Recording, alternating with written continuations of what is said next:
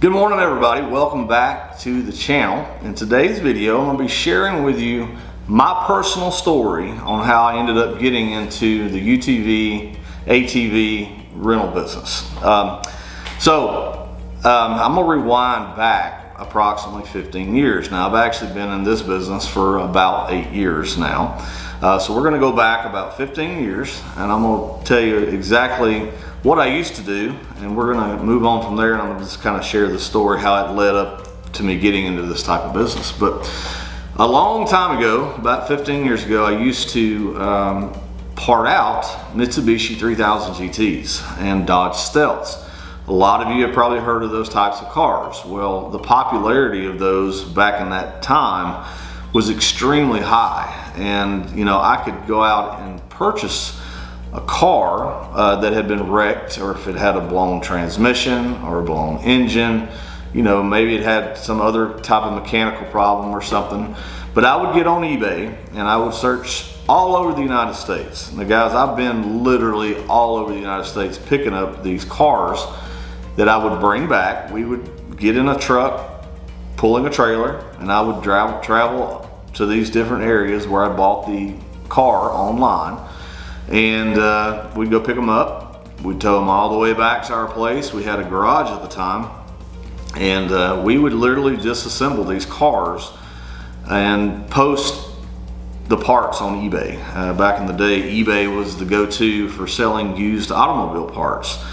I'm talking the headlights on these cars at the time were worth almost $600. So I could pick up a car for $1,000, $1,500. And by the time I sold the two headlights, guys, I'd already paid for my investment in the car.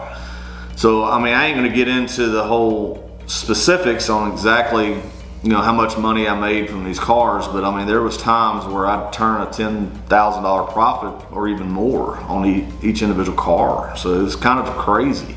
And I got accustomed to that, to making that kind of money, and I thought that was awesome money back in the day, and it was. I was probably clearing literally 10, 15 grand a month just selling these parts.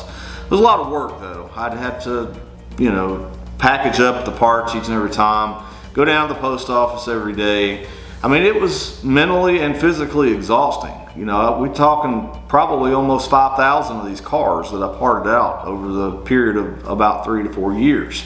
So anyway, so as usual, everything comes to an end. I ain't gonna say everything, but it seems to be that the last few industries that I was in, outside of the one that I'm in now, always comes to a close somehow, and it always ends up, going under. So at that point, we ended up selling the remainder of our parts out to one person because the desire for those cars and stuff, the collectorability, all kinds of different stuff. People just stopped desiring to fix those cars up, so their popularity kind of went completely downhill. So I had to figure out something else to get into, guys. I was used to making all this money, and I had stuff financed, I had a mortgage, and I had different things, but I had figured out something else.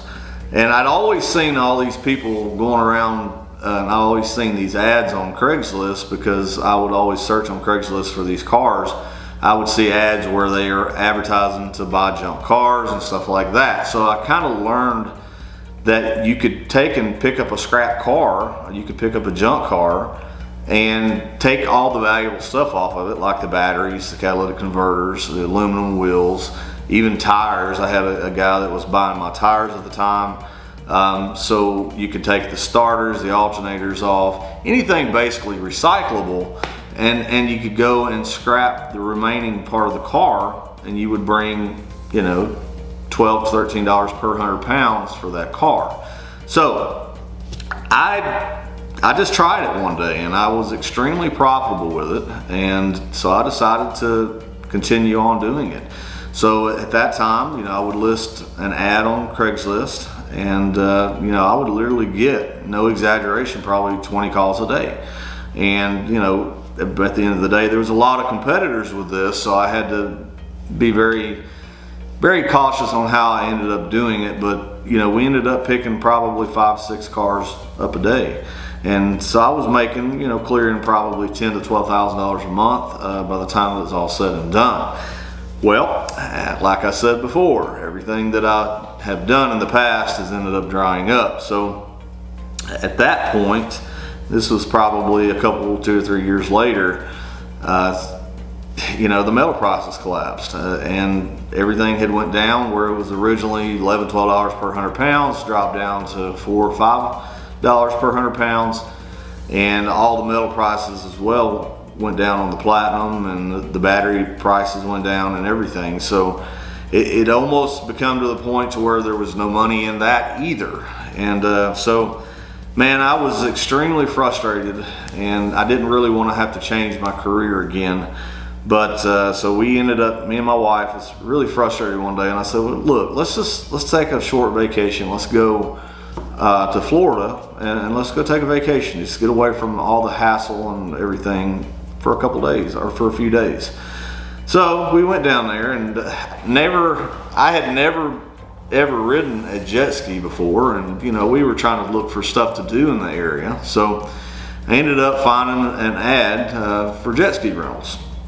And as a kid, man, I always enjoyed being outdoors and being on boats and jet skis and well, not jet skis, because I had never ridden a jet ski prior to this date, but anything with wheels, guys, I was on it. I had dirt bikes as a kid. I had 3-wheelers, 4-wheelers, you name it. If it had wheels, I was on it, and getting in trouble, by the way, a lot too. So, but anyhow, so I was there, and we decided to go take this jet ski out for a couple of hours.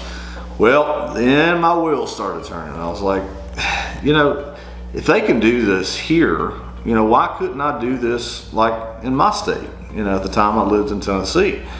So, my wheels started turning, and once we got back, they charged me like $80 an hour to rent this jet ski. So, when I got back, I started kind of doing some shopping around and figuring out how much these machines cost, because I've always been the type of person that I just go with it, guys. I don't think a lot, and I ain't gonna say that that's a good thing, but I'm not afraid to take a risk. So, man, I just decided I was gonna go out here. I had really great credit, so I decided to go out here and finance 4 of these machines. And I'll never forget it. It was almost $7,500 to $8,000 a piece, which to me at that time was quite a bit of money. It was a lot of money to me. So I ended up financing. I had a friend of mine at a credit union, so they helped me out, and they were able to get me approved for financing on 4 of these machines. So I didn't even have a place to rent this stuff out yet. So after I had got the approval, I said, well, we're gonna have to find somewhere to rent these things out at. So there was a lake. There was a couple lakes actually close to where we were at the time. And so I kind of went around to all these different places, like restaurants on the lake. I went to a few of the marinas and stuff. And man, it was difficult to find somebody that would allow us to set up at the docks to rent our machines out. But lo and behold, I finally found one that would let me. So we were set up on they allowed us to set up on their back deck, and we had a total of 4 jet ski pads that they had already had on location there. So it was kind of convenient. So we ended up setting up there on their docks, and we ended up coming into this a little bit late in the season, because here in Tennessee, basically the lakes and all that stuff go down in September. We start coming into cold weather and stuff like that, and then the lakes don't start coming back up until March or even April sometimes. So I only had like a 6-month window to make money with this. So that's exactly what we did. I ended up having to go through all kinds of crap to try to find insurance to rent these things out, which was very, very expensive. But I think I ended up bringing in, and I thought it was good. I thought it was excellent for 4 machines, especially. I ended up bringing in almost $80,000 that year. Of course, that's revenue. That's not profit. But me and my wife ran the place ourselves, so we didn't really have any kind of overhead or any kind of things like that. But anyway, so as usual, we started realizing that the season was coming to a close, and I was like, we got to figure out something else to get into. So me and my wife was out driving in Gatlinburg, or over near Gatlinburg at that time, and we were going down the road, and I had looked across on the other side of the lane of traffic, and there was a side-by-side coming my way, and I think it was a Can-Am Maverick actually, and it was a UTV, a side-by-side on the streets. Kind of blew my mind. I'd never seen that before, and I was like, wow, people probably come here all year long, and we'd be able to do something like that and rent those things out and probably make a fortune, and being able to keep it open all year long. So again, I went out on a limb and I went out and bought several of these machines. I know you're going to probably call me crazy, but that's exactly what I did. And we did that, I think it was the tail end of 2015, and so we were in business for about a year and 3 months, I think, year and 4 months, and oh my God, then the disaster hit. We had the Gatlinburg wildfires. They came through and they totally burnt my business down. They burnt the whole thing down. I had 13 machines out on our lot. I had the Napa store that was beside us, and we ended up closing early that last day, and this was the tail end of 2016. But I'll never forget, I turned on the news that next morning, and they'd said that there was several small explosions right beside the Napa building, and the Napa building had also burned down to the ground. Guys, I knew it was me. I knew I knew it was me. So I ain't gonna lie to you guys, I'm a grown man, but I was in tears. I didn't know what to do, because I'd had all of my investment tied up in these machines. I had all the money that I had tied up in these machines, and we'd done extremely well for that year. So it was frustrating. I didn't know what to do, and a lot of other buildings had burned down in the area, so there wasn't a whole lot of options on finding places to lease, and so on and so forth. And not to mention, I didn't have any money. We lost all our money in that fire. And matter of fact, the insurance didn't even cover all the damages.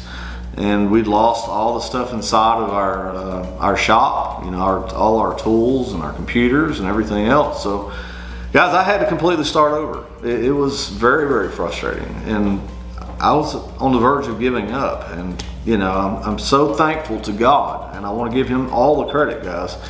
If you're out there, you got to put your trust in God, because here's what happened. There was a guy in our church, I'm not going to say any names. We attended service, I think it was on a Wednesday night after all this had happened. And he came up to me after service and he's like, God told me to help you get your business started again. And I don't even think he knew about it. I don't know how he would even known about it. So he actually ended up loaning me $200,000 to get my business going again. It was mind-boggling to me. But again, I give it all the glory to God, all the credit to God. So after he done that, I kept trying to find a building, and it took quite a while. I went to a few of the real estate agents and stuff, and all of them didn't really have any availability and stuff. And so I found this one building that had a sign on their door, and I'll never forget. It had a real estate agent's name, so we contacted them, and they said, well, it's already taken for. Somebody's already put a deposit down on it. I don't think you're going to be able to get that one. So I told them, I said, take my number down. If something changes, please let me know. Well, about a week later, I actually got a call. And they said that the prior person that was there had bailed out. Did I still want the building, or was I still interested in the building? And I said, absolutely yes, because I didn't have any other options. So we went out and leased this building, and so this is still the same building that we were actually in. It's one of my locations, because I ended up, long story short, I ended up with 4 locations at the end of the day. But anyhow, so we got our start back again, And you know, that's what's led us up to today. I mean, I'm still in this business today. That has allowed me to have a career that I've absolutely enjoyed. You know, I will say, you know, partners are not always the best idea. That's another video for another time. But at any rate, we ended up building a roughly $3 million building right down the road, and we'd opened up our second location at the time.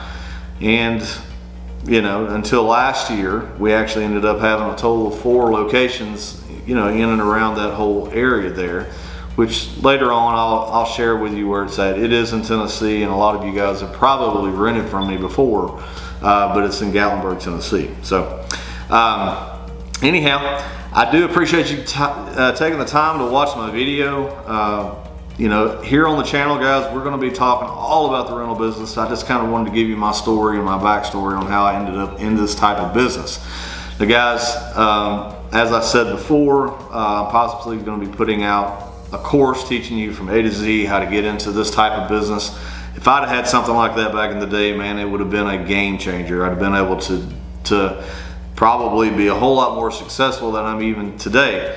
And you know, I'm probably going to show you guys how to do some maintenance and stuff. I'm going to be maybe doing some consulting calls. If you have any interest in that, I'll probably have a link in the description below, so contact me for that. But I appreciate you guys taking the time to watch my video. It means the world to me. And I hope you guys will consider subscribing and hanging around here on the channel, because I'm going to literally putting out all kinds of free content teaching you guys how to get into different various types of rental businesses, because I have been into many other types, but I'm not going to get into that in this video. So, all right, you guys take care, and I'll see you in the very next episode.